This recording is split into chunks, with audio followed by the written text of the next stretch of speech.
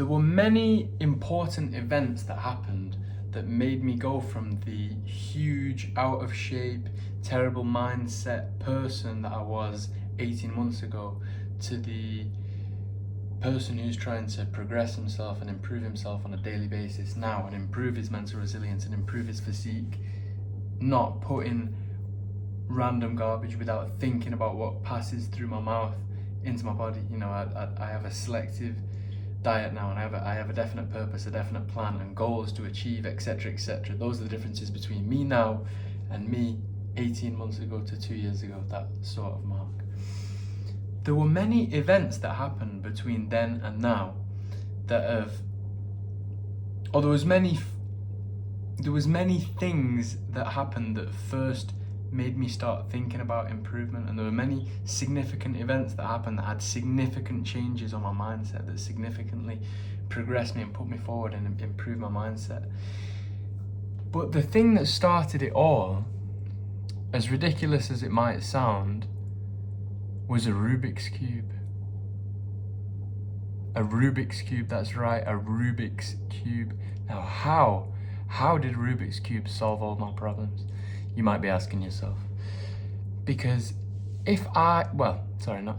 when I eventually become successful, technically, the Rubik's Cube was what made it happen. In a roundabout way, I'll explain now.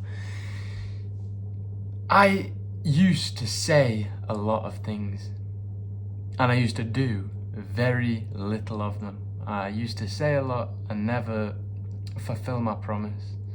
I used to make a lot of false promises. In fact, my very first relationship, this was one of the major problems that we were having, and I feel terrible for it, and it was wrong, but we all learn from our mistakes, and this was one of mine.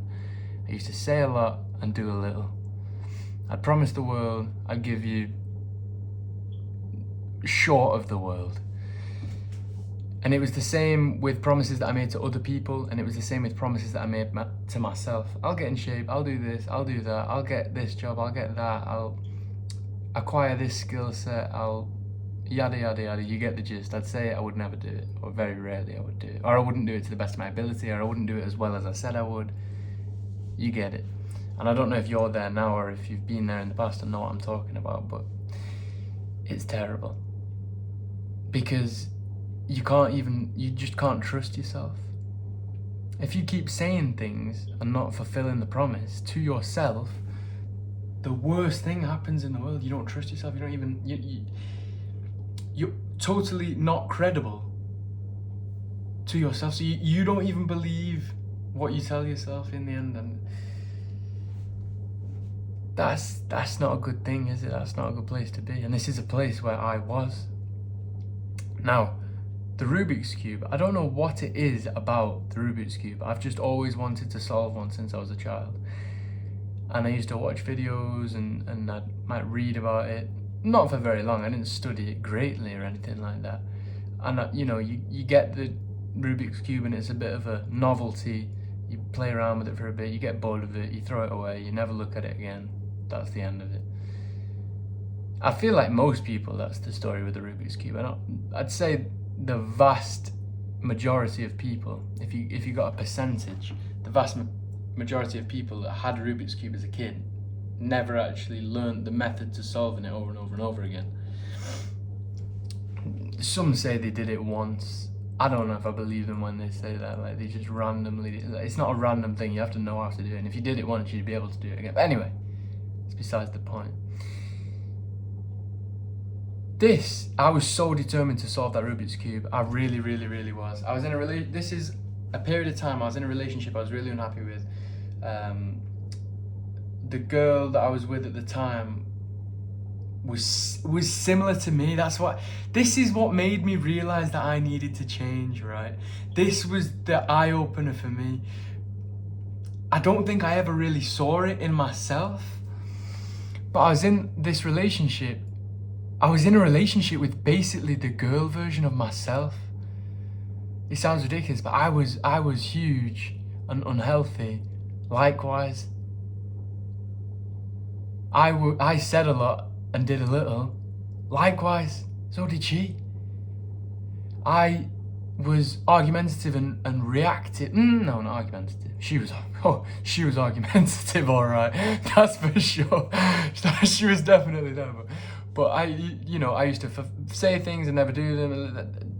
I used to have an unhealthy lifestyle. I used to think I was... I don't know, I was going to say think I was superior. I didn't do that either. I don't know, I'm probably just explaining her at this point. Bit narcissistic, not me, but... Anyway, regardless, I saw a lot of myself in her, and not in a good way. Things I did not like. And I would judge her for it, which, I don't like judging people, especially nowadays. I don't judge anyone for anything, well, within reason. But I try to be open-minded as possible and not judgmental towards people. But that's hard when I'm looking at basically a mirror. It's a reflection of myself. But anyway, that is going down a rabbit hole. At this period of time, I really don't remember why I wanted the whole Rubik's Cube thing. I don't remember how it started, but I'll tell you this. For some reason, I got really intrigued about a Rubik's Cube. And I decided I was going to do it. And I was getting infuriated that this girl that I was with at the time would say things and never do them. And it reminded me of myself. That's why it infuriated me. It was my own insecurity. I used to say things and I would never live up to it. I'd never do it. And this Rubik's Cube thing, I so wanted to be able to solve it. And I knew when I got it, I ordered it online. I remember the Rubik's Cube. I remember what influenced me. Now I'm sorry, let me just go back a bit. I used to work class 2 driving trucks for Every, and I did a delivery in Manchester, and there was a Rubik's Cube, and I would go back to the depot day after day after day, and he'd complete one side and it was all jumbled, and then it'd all be messed up again the next time I'd go back to the same depot, and he'd leave the Rubik's Cube in the same place, and he'd obviously been trying to solve it, and I thought, I'll impress him, I'll solve it. Picked it up, I typed in this shitey website that told you how to solve any Rubik's Cube in 21 moves. You take a picture of each side, and then I solved it. I never ever went back to that depot because I wanted to go back the next day. And say to the guy, "Oh, I solved Rubik's Cube, did you see?" And then he'd think that I'd be able to solve a Rubik's Cube. How pathetic is that? I wanted a validation of someone else that I was somewhat intelligent because I could solve Rubik's Cube. And I didn't even solve it. I just took 6 pictures and followed the instructions on the phone like some Lego set. And I never actually went back to that place ever again anyway. They changed my route to a different place, so I never even got to... Thankfully I didn't, because it would have been disingenuous.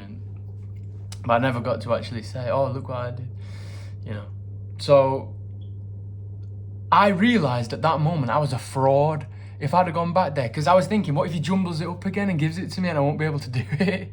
That was my thought at the time. He will know that I'm a fraud because he'll go, "Whoa, you can solve a Rubik's Cube." And he'll go, "Brr, give me back." And I'll be like, I wouldn't know what the hell to do. So I was so determined to do this Rubik's Cube. And I knew at this point, because I was wanting to do self-improvement.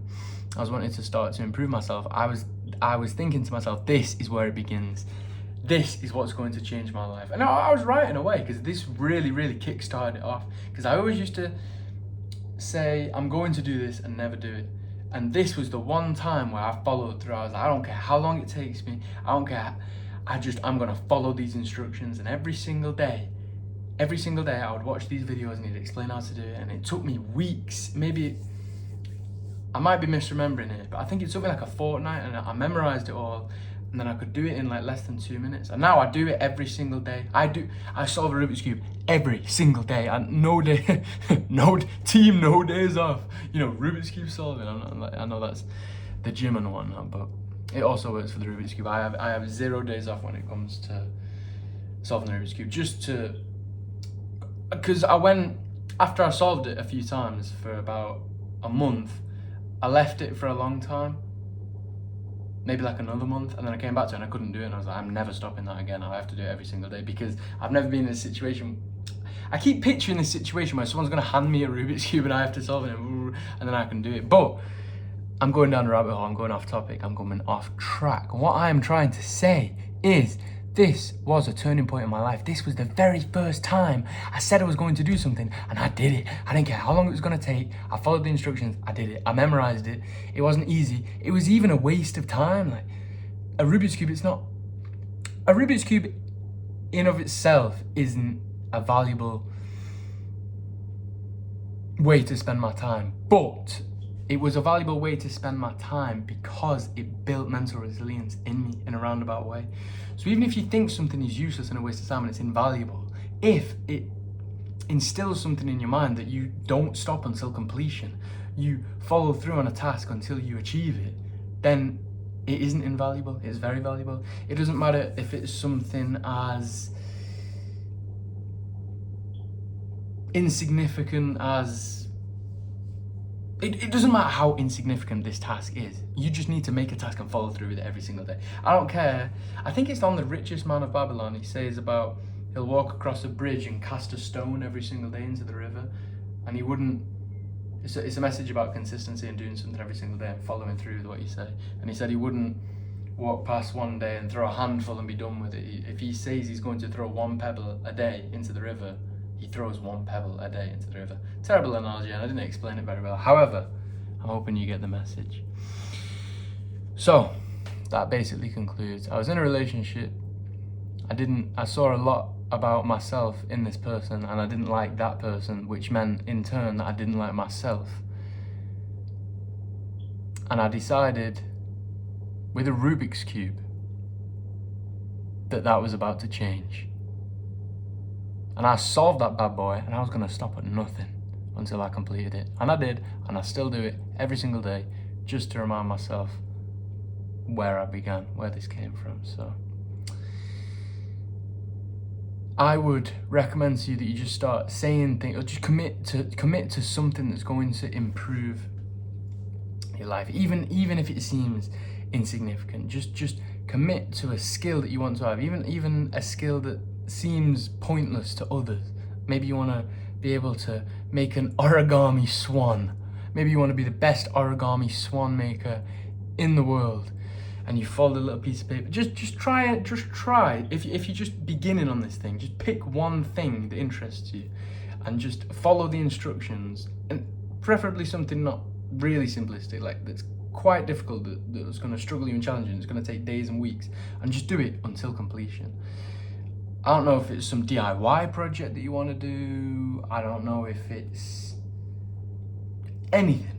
You all have your own unique brains, and you can all think of something. So if you want to take an actionable step, I would highly recommend that you just pick anything, a skill that you don't know yet, and learn it. And don't stop until you've perfected it. That's my message for today. How it all began, the journey of the Rubik's Cube. I'll catch you in the next video.